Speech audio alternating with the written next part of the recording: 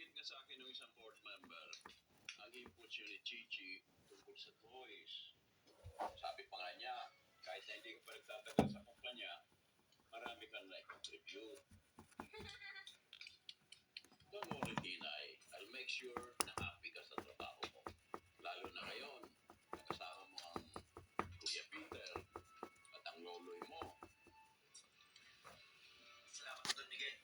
I'll make sure na marireinstate sila as soon as possible.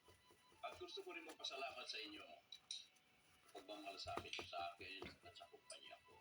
Kaya sana kung papayag kayo, kung darating na linggo, gusto ko kayong kumbidahin sa isang salo-salo doon sa rest house ko. Ano pwede ko na sa easy? Pwede. Yung parang family day? Ay, gusto ko po yan. I hope everyone will be there para maging masaya tayong lahat.